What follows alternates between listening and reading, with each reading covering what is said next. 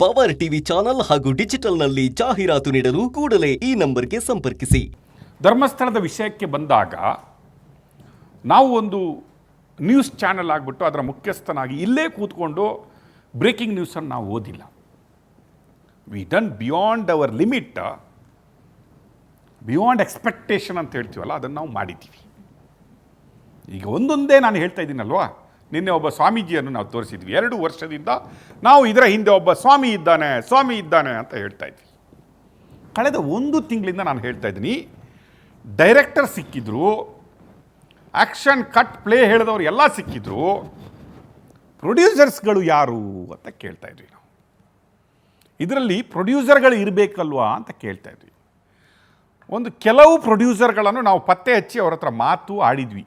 ಅವರು ನಮ್ಮ ಹತ್ರ ನಮ್ಮ ಸ್ಟುಡಿಯೋದಲ್ಲೇ ಬಂದು ನನ್ನ ಕ್ಯಾಬಿನ್ಗೆ ಬಂದು ತಪ್ಪೊಪ್ಕೊಂಡ್ಬಿಟ್ಟು ಇನ್ನೂ ನಾವು ಪ್ರೊಡ್ಯೂಸ್ ಮಾಡಲ್ಲ ಅಂತ ಹೇಳಿಬಿಟ್ಟು ಹೋದವರು ಇದ್ದಾರೆ, ಭಾರಿ ದೊಡ್ಡ ದೊಡ್ಡ ಹೆಸರುಗಳು. ಆದರೂ ಕೂಡ ಅವರಿಗಿಂತಲೂ ಮೀರಿ ಯಾವುದೋ ಒಂದು ಇನ್ಸ್ಟಿಟ್ಯೂಷನಲ್ ಫಂಡಿಂಗ್ ಆಗುತ್ತೆ ಅನ್ನೋದನ್ನು ನಾವು ಪತ್ತೆ ಮಾಡಿದ್ವಿ.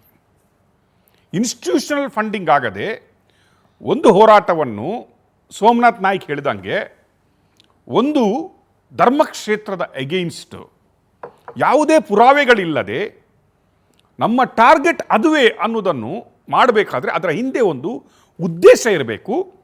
ಆ ಉದ್ದೇಶ ಏನಿದೆ ಅನ್ನೋದನ್ನು ನಾವು ಬ್ರೇಕ್ ಮಾಡಿದ್ವಿ. ಉದ್ದೇಶದ ಹಿಂದೆ ಇರುವ ವ್ಯಕ್ತಿಗಳು ಮತ್ತು ಫಂಡ್ ಎಲ್ಲಿಂದ ಬರುತ್ತೆ ಅನ್ನೋದು ನಮಗೆ ಬೇಕಿತ್ತಷ್ಟೇ. ಉದ್ದೇಶ ಯಾವಾಗ ನಾವು ಬ್ರೇಕ್ ಮಾಡಿದ್ವಿ ಅಂದರೆ ಸೋಮನಾಥ್ ನಾಯಕ್ನ ಬಾಯಿಂದಲೇ ನಾವು ಆ ಉದ್ದೇಶಗಳನ್ನು, ಈ ಮಹೇಶ್ ಶೆಟ್ಟಿ ತಿಮರೋಡಿ ಇದ್ದಾನೆ ಅವನ ಬಾಯಿಂದಲೇ ಅವನ ಉದ್ದೇಶವನ್ನು, ಮಟ್ಟಣ್ಣವರು ಮತ್ತು ಜಯಂತ್ ಏನಿದ್ದಾರೆ ಅವರ ಬಾಯಿಂದಲೇ ನಾವು ಅವರ ಉದ್ದೇಶ ಏನಿದೆ ಹಿಂದಿನ ಉದ್ದೇಶಗಳನ್ನು ಮಾಡಿದ್ವಿ.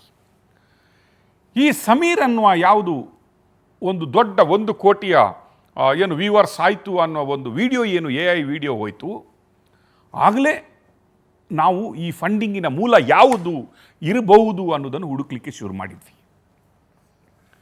ಅದರ ರಿಸಲ್ಟೇ ಇವತ್ತು ಬಂದಿರುವಂತಹ ED ನೋಟಿಸ್. ಕೆಲವು ವಿಷಯಗಳನ್ನು ನೀವು ಇನ್ವೆಸ್ಟಿಗೇಷನ್ ಆಗುವಾಗ, SIT ಆದ ಮೇಲೆ ಅಥವಾ ಇನ್ವೆಸ್ಟಿಗೇಷನ್ ನಡೀತಾ ಇರುವಾಗಲೇ ಫಾರ್ ದ ಕಾಸ್ ಅಂತ ಹೇಳುವಾಗ ನಾವು ಜವಾಬ್ದಾರಿಯುತ ಮಾಧ್ಯಮವಾಗಿ ನಾವು ಅದನ್ನೆಲ್ಲವನ್ನೂ ಬ್ರೇಕಿಂಗ್ ನ್ಯೂಸು ನಮ್ಮದೇ ಮೊದಲು ಅಂತ ಹಾಕ್ಕೊಂಡು ಹೋಗಲಿಕ್ಕೆ ಆಗಲ್ಲ. We should allow people to do their own work. ಅದು ಶಂಕದಿಂದ ಬಂದ್ರೇ ತೀರ್ಥ ಆಗೋದು, ಅದು ಆ ರೀತಿಯಲ್ಲೇ ಬಂದರೆ ನ್ಯಾಯ ಸಿಕ್ಕುವುದು ಅನ್ನುವ ಕಾಮನ್ ಸೆನ್ಸಿಂದ ನಾವು ಕೆಲವು ವಿಷಯಗಳನ್ನು ಅಲ್ಲಲ್ಲೇ ಕ್ವಶನ್ ಮಾರ್ಕ್ ಹಾಕಿ ಬಿಟ್ಟಿದ್ವಿ. ಫಾರ್ ಎಕ್ಸಾಂಪಲ್, ಬುರುಡೆ ತಿಮ್ಮ ಬಂದಾಗಲೇ ನಮಗೆ ಗೊತ್ತಿತ್ತು ಬುರುಡೆ ತಿಮ್ಮ ಯಾರು, ಏನು, ಯಾವುದು. ನಾವು ಪವರ್ ಟಿವಿ ಹೇಳಿದ ಯಾವುದೇ ಒಂದು ಬ್ರೇಕಿಂಗ್ ನ್ಯೂಸ್ಗಳಾಗಲಿ ವಿಷಯಗಳಾಗಲಿ ಇಷ್ಟರವರೆಗೆ ಯಾವುದೂ ಸುಳ್ಳಾಗಿಲ್ಲ.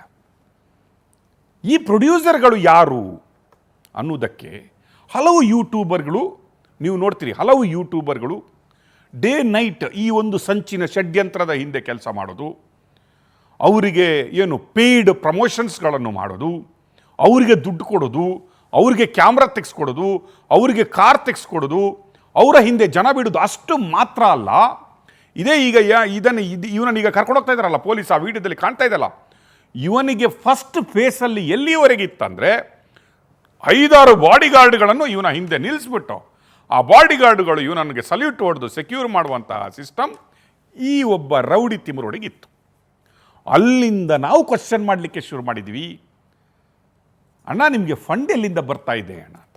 ನಿಮ್ಮ ವ್ಯವಹಾರಗಳು ಇಷ್ಟ ಆಗ್ತಾ ಇದ್ದಾವೆ, ಎಕರೆಗಟ್ಟಲೆ ಜಾಗಗಳನ್ನು ನೀವು ಮಾಡಿದ್ದೀರಿ, ಕೋಟಿಗಟ್ಟಲೆಯ ಮನೆ ನೀವು ಕಟ್ತಾ ಇದ್ದೀರಿ, ನಿಮ್ಮ ದಿನದ ಎಕ್ಸ್ಪೆನ್ಸೇ ಇಷ್ಟ ಆಗುತ್ತೆ, ಇಷ್ಟೆಲ್ಲ ಯೂಟ್ಯೂಬರ್ಗಳನ್ನು ಮೇಂಟೈನ್ ಮಾಡ್ತೀರಿ, ಇಷ್ಟೆಲ್ಲ ಹುಡುಗರುಗಳನ್ನು ಮೇಂಟೈನ್ ಮಾಡ್ತೀರಿ, ನೀವು ಹಾಕುವ ಭಿಕ್ಷೆಗೆ ಎವ್ರಿಡೇ ನಿಮಗೆ ಭಿಕ್ಷುಕರ್ತಕ್ಕೆ ಬಂದು ನಿಮ್ಮ ಮನೆ ಮಾತ್ರ ಕಾಯ್ತಾರೆ. ಈ ಎಲ್ಲ ಷಡ್ಯಂತ್ರಕ್ಕೆ ನೀವು ಸಣ್ಣ ಪ್ರಮಾಣದ ಯಾವುದೋ ಒಂದು ಫಂಡಿಂಗ್ ಸಾಧ್ಯವಾಗಲ್ಲ ಅನ್ನೋದು ನಮಗೂ ಗೊತ್ತಿತ್ತು. We studied much more than what today breaking ನ್ಯೂಸಲ್ಲೆಲ್ಲ ಹೋಗುತ್ತಲ್ಲ, ಅದಕ್ಕಿಂತ 100 ಪಟ್ಟು ಜಾಸ್ತಿ ಪವರ್ ಟಿವಿ SIT ಟೀಮ್ ಕೆಲಸ ಮಾಡಿತ್ತು. ಈ ಸಂವಾದ ಇದೆ ಅಲ್ವಾ, ಇದರ ಬಗ್ಗೆ ನಾವು ಕಳೆದ ಮೇಯಿಂದನೇ ಇನ್ವೆಸ್ಟಿಗೇಷನ್ ಜರ್ನಲಿಸಮ್ ಮಾಡಿದ್ದೀವಿ. ಅದರ ರಿಸಲ್ಟೇ ಇವತ್ತು ಬರ್ತಾ ಇರುವಂತಹ ನ್ಯೂಸ್ಗಳು. ಮತ್ತು ಉಳಿದೊಂದು NGO ಇದೆಯಲ್ಲ, ಅದು ಯಾವಾಗದಿಂದ ಇತ್ತು ಅಂತ ಟೈಮ್ ಬಂದಾಗ ನಾನು ಹೇಳ್ತೀನಿ ನಿಮಗೆ. ಆದರೆ ಈಗ ಪ್ರೊಡ್ಯೂಸರ್ಗಳು ಬೇಕಾಗಿದೆ. ನೀವು ನೋಡ್ತೀರಿ, after Modi's entry to the prime minister post, ಹಲವು NGOಗಳು ಬ್ಯಾನ್ ಆಗಿದ್ದಾವೆ. ಸಾವಿರಾರು NGOಗಳನ್ನು ಇಂಥದೇ ರೀತಿಯ ಚಟುವಟಿಕೆಗಳಿಗೆ, ಹಿಂದೂ ಧರ್ಮವನ್ನು, ಹಿಂದೂ ಧರ್ಮಕ್ಷೇತ್ರಗಳನ್ನು ಅಥವಾ ಮತಾಂತರ ಮಾಡುವುದಕ್ಕೆ ಇಂತಹ NGOಗಳನ್ನು ಉಪಯೋಗಿಸಲಾಗ್ತಾ ಇದೆ. ಫಾರಿನ್ ಫಂಡ್ಗಳನ್ನು ತಂದು, ವಿದೇಶದಿಂದ ಹಣ ತಂದು ದೇಶದ್ರೋಹದ ಕೆಲಸಗಳಿಗೆ, ಧರ್ಮದ್ರೋಹದ ಕೆಲಸಗಳಿಗೆ ಯೂಸ್ ಮಾಡಲಾಗುತ್ತೆ ಅನ್ನೋದಕ್ಕೆ ಬ್ಯಾನ್ ಮಾಡಲಾಗುತ್ತೆ ಹಲವು NGOಗಳನ್ನು. ಅದರಲ್ಲಿ ಅಳಿದುಳಿದವು ಕೆಲವುಗಳು ಇದ್ದಾವೆ ಇನ್ನು.